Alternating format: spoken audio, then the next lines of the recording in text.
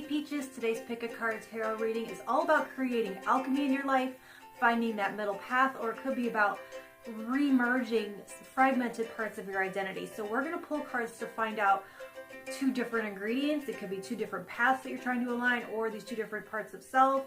We'll see, but it's two things that need to come together, and then a third card to figure out what it is that binds those things together. Okay, so here we go. Okay, here are the stacks. You have stack 1, that's the black bear. Stack 2 is the deer. Stack 3 is the little black cat. And there's the timestamps. So go ahead and skip right to your reading.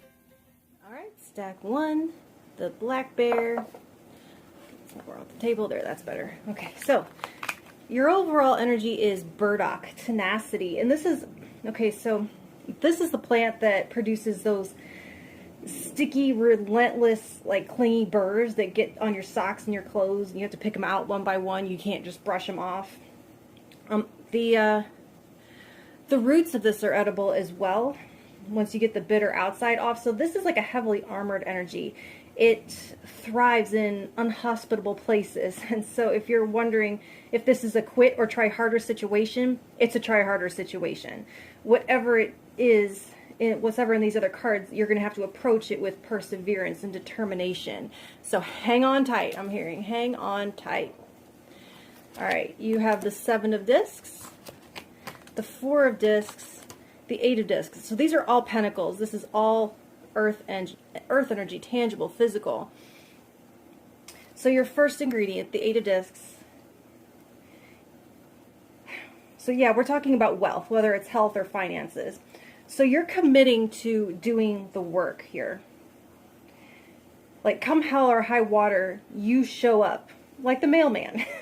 It's saying to leave absolutely nothing on the table. My banner on Facebook, I have a quote on there and it says, when you finally fall down, be on fire. I haven't changed it in years because there's no stronger way to say don't give up, don't let up. Give it all. You can't take anything with you, so leave it, burn it all up. I usually go a little gentler on the 8 of Pentacles. It's more about repetition and the mundane work and doing something so you can get muscle memory with it. And there is muscle memory here, but this deck has tremendous spiritual gravity in it. And so this is no ordinary labor or even a labor of love. It's a labor of life. I'm saying work like your life depends on it. So first thing in the mix is a hefty dose of grit, I would say. So for the second ingredient, you have the 4 of discs. Another especially epically determined and persistent energy. So here you are protecting, you are conserving, reserving, accumulating. There's also an intense gravitational unity here. Since we have all this earth here, all of that work has some kind of physical result that builds into a collection, a giant strong muscle, a portfolio, an opus, volumes of research, inventory to sell. You get the idea. So save your work. It's all building off its own presence. Snowball, that's the word I'm looking for. The bigger it gets, the more it attracts. So you're keeping everything safe. And the spiritual energy in this deck for this card is the harmony of the one. So into the pot goes self-care, self-preservation. Tending to your outside world has a mirrored effect on your inner world, which then emerges in your great work. And are you taking the time out to exercise, to clean, to cook yourself some healthy food? In order to be the badass you are here with the 8, you have to take care of your primary tool, your body. So how to combine those, mix them all together. You have the 7 of discs, and so you are the artist of your life. It is all in your hands to create what you want, how you want it. You're creating order out of chaos. And so I'm seeing you like a chef over your sauce with your shakers and your ladle. You're adding and tasting, adding and tasting, adding and tasting. And you work, you breathe like a bellows. And if you don't know what that is, it's that big old-fashioned thing that they would pump the air into the fireplace to get the fire going. And you don't give up until it's exactly how you want it. Your vision, yours alone. There's a sense to where when you're in this mode, it's like you close your eyes and you go, like a firewalk. No care to all the goblins that are reaching out from the sidelines to distract you. Then you stop completely. You stop, reorient, gauge your progress, reset your dials, and go again.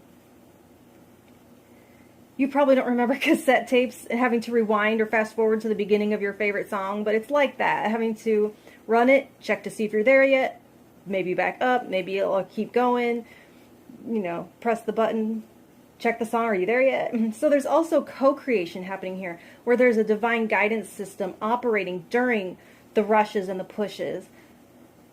When you work like this, you bleed, and I don't mean literally.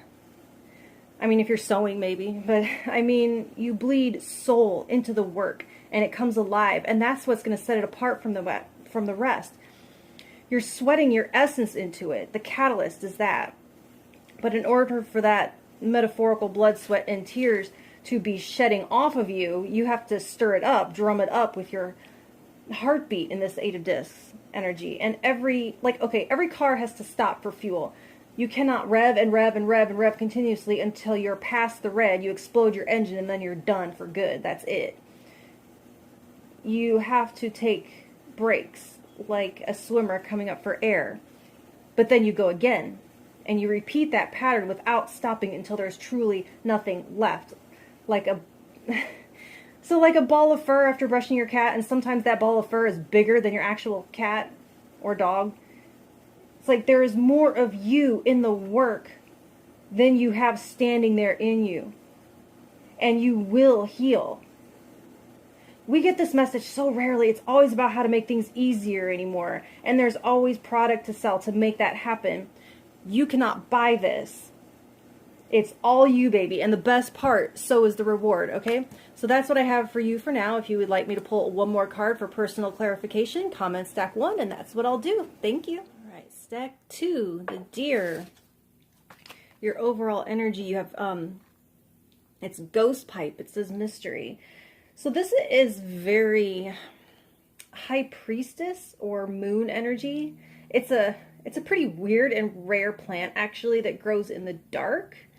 And it feeds on fungi, rather than doing photosynthesis. So it's like drawing your wisdom from deep within rather than relying on the 5 senses. So it's a reference to the unseen and finding light in the darkness or in unobvious places.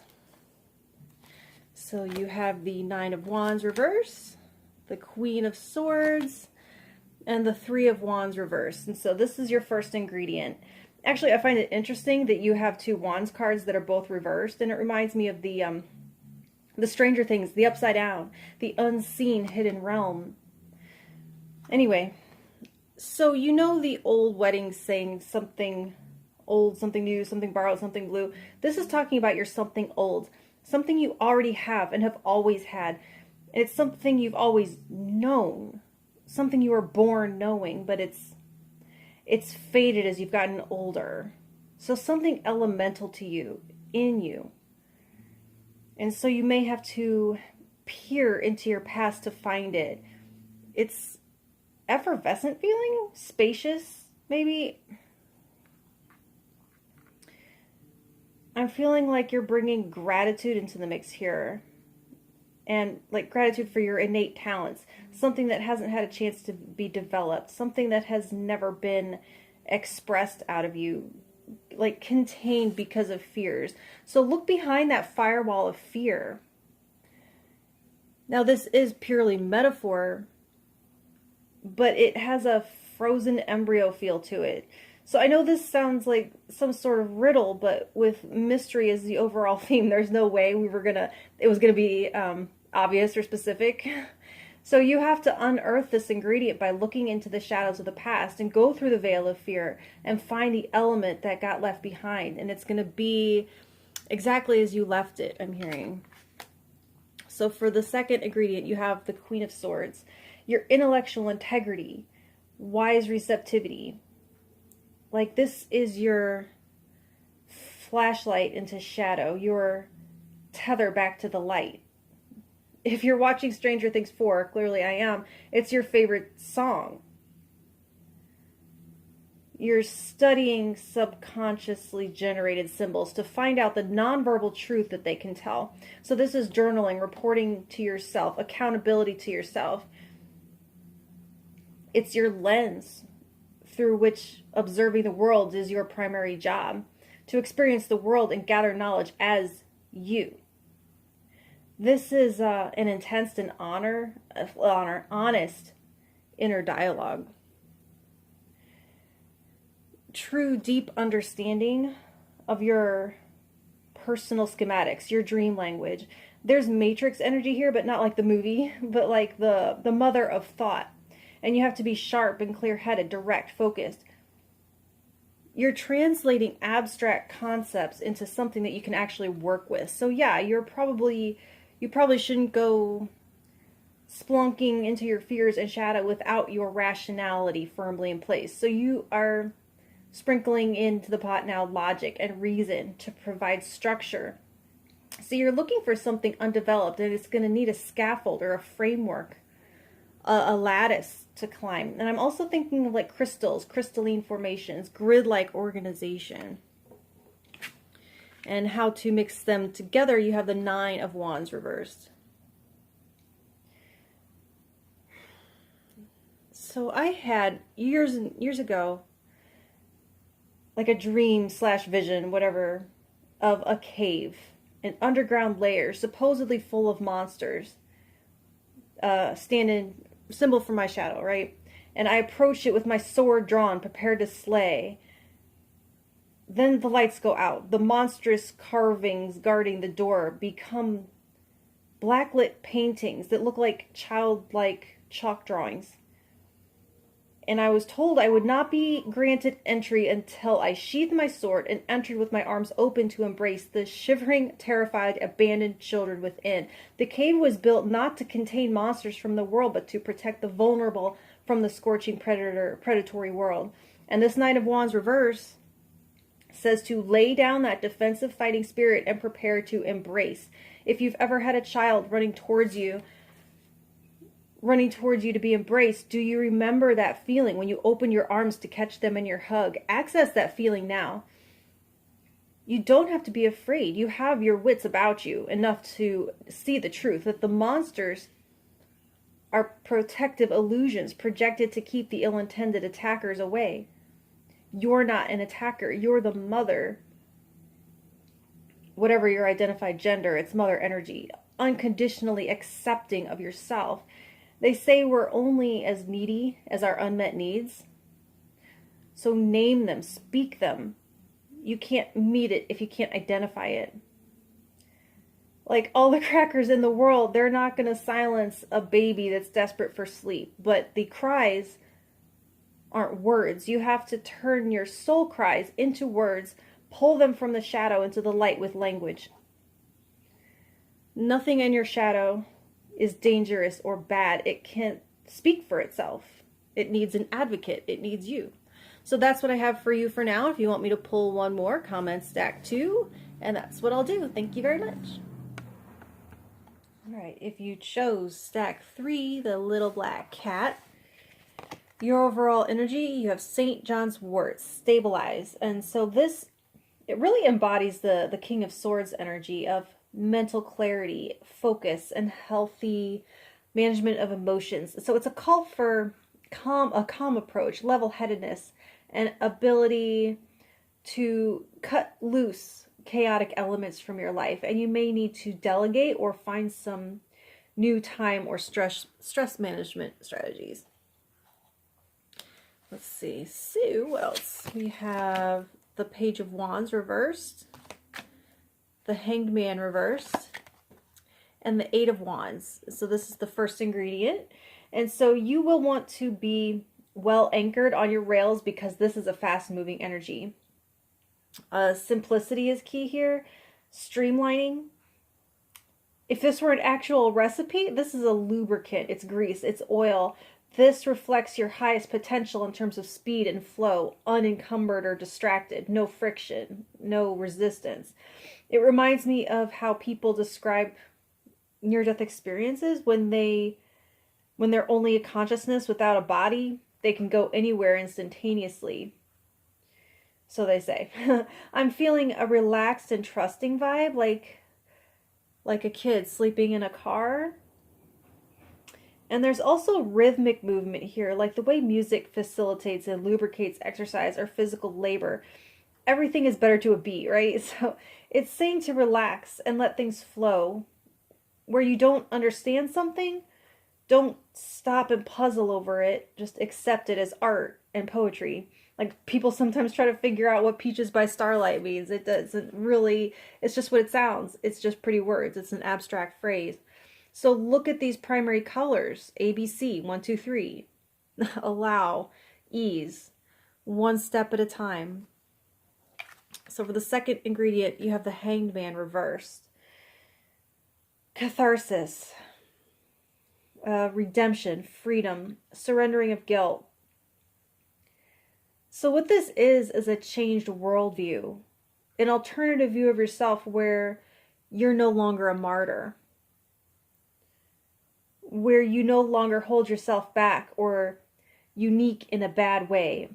It says I've been to hell and back, and I'm perfect exactly as I am. I've seen it all, and I am good. I have pain I might like to heal from. I might like to do more, but none of that makes me superior or inferior. It feels like Persephone rising.